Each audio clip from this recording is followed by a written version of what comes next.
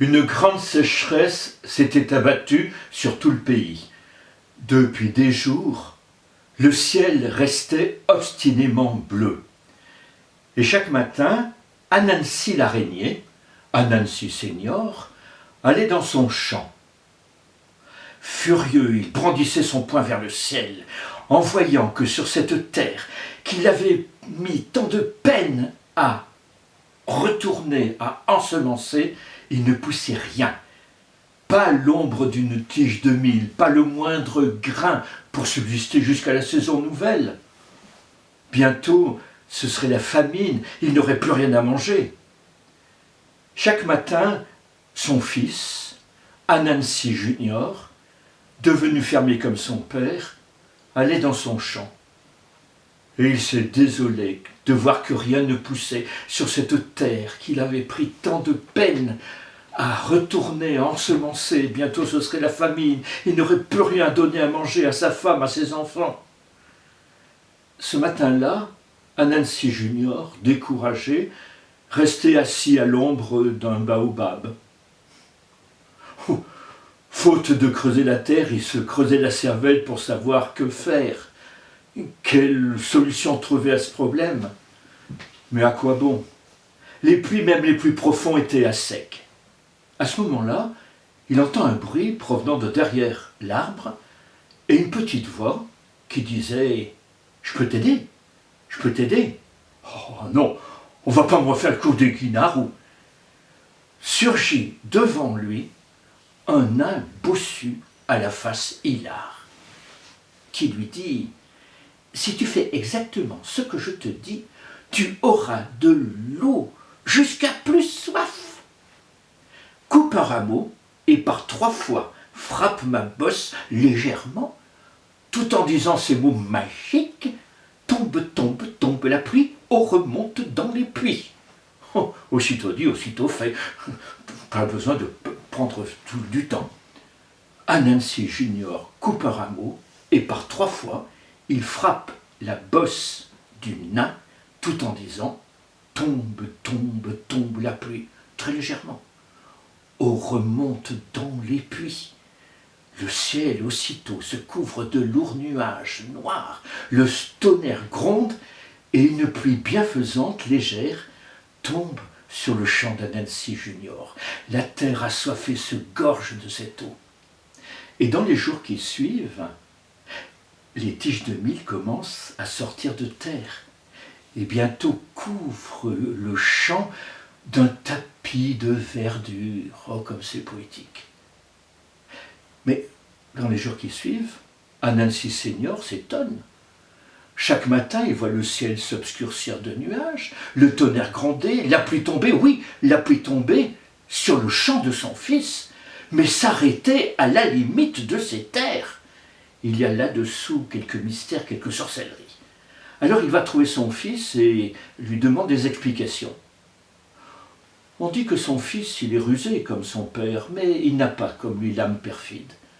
Alors, bien volontiers, innocemment, il lui raconte tout ce qui s'est passé. Il lui raconte le nain bossu, les 3 petits coups frappés avec un rameau légèrement sur sa bosse, et les paroles magiques, tombe, tombe, tombe la pluie, eau remonte dans les puits. Aussitôt, sans perdre de temps, Anansi Senior se précipite dans son champ. Il aperçoit au loin le nain bossu à la limite de la forêt. Et tout en se dirigeant vers lui, il réfléchit. Si je veux avoir de la pluie avec abondance, et non pas cette petite pluie légère qui tombe sur le champ de mon fils, il me faut frapper plus fort et avec un bâton bien dur, bien gros. Et sur son chemin, il cueille une grosse branche, bien dure. Il s'approche du nain, c'est à peine s'il le salue, et il prend les devants en lui disant « Je sais ce qu'il faut faire ». Et il commence à frapper 3 coups bien forts sur la bosse du nain. Tombe, tombe, tombe la pluie, eau remonte dans les puits. Mais rien. Pas de nuages dans le ciel, pas de coup de tonnerre, pas la moindre goutte d'eau. Alors furieux, il frappe plus fort et plus longtemps. Tombe, tombe, tombe la pluie, eau remonte dans les puits. Mais toujours rien. Alors dans sa fureur, il frappe tant et tant, que le nain Bossu tombe mort sur la terre aride. Aïe, aïe, aïe, aïe, aïe, aïe, aïe, aïe, aïe, aïe, aïe, mais quel malheur! Mais qu'est-ce que j'ai fait? Il se penche. Aïe, aïe, aïe, aïe, aïe, il reconnaît ce nain bossu, ce n'est pas n'importe qui. C'est le bouffon du roi, son favori, celui dont il ne se sépare jamais. Quand le roi va l'apprendre, sa colère va être terrible, le châtiment redoutable.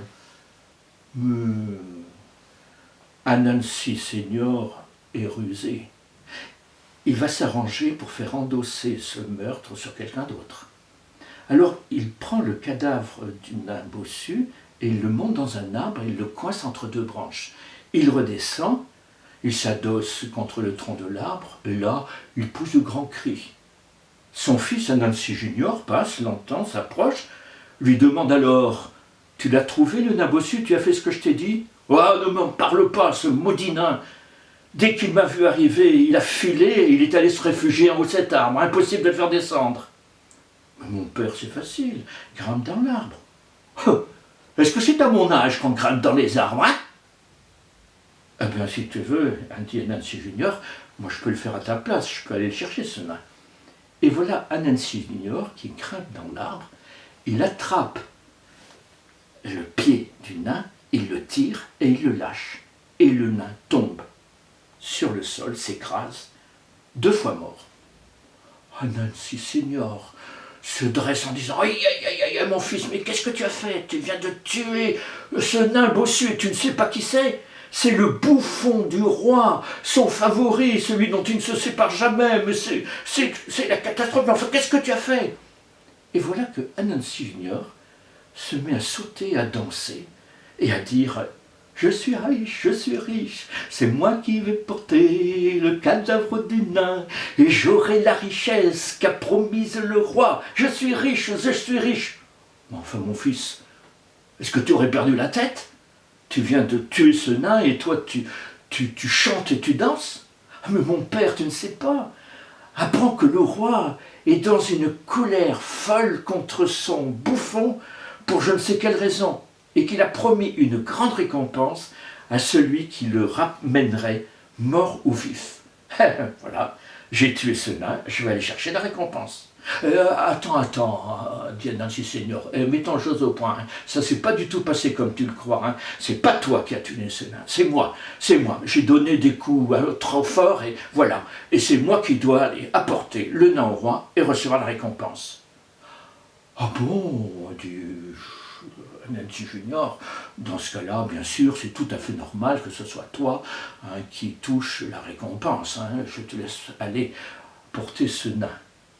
Et voilà Anansi Senior sur le chemin, avec le cadavre du nain dans les bras, tout heureux, et faisant déjà des projets, avec tout l'argent que le roi va lui donner. Je vous laisse imaginer la fureur du roi, quand il a vu son bouffon favori, qu'il cherchait depuis des jours, à qui il faisait tant confiance, qu'il aimait tant. Et là, non seulement Anansi Senior le lui rapportait mort, mais en plus, il osait demander une récompense. Eh bien, a dit le roi, ton châtiment sera à la hauteur de ce crime. Il a demandé à 2 serviteurs d'apporter un coffre, on y a disposé le nain, et le roi a dit à Anansi Senior, par le pouvoir de mes fétiches, je te condamne à porter sur tes épaules ce coffre jusqu'à la fin de tes jours, sans jamais pouvoir t'en décharger, sauf si sur ton chemin tu rencontres quelqu'un qui accepte de prendre ce coffre à ta place. A commencer pour Anansi Senior un long voyage, un vrai calvaire.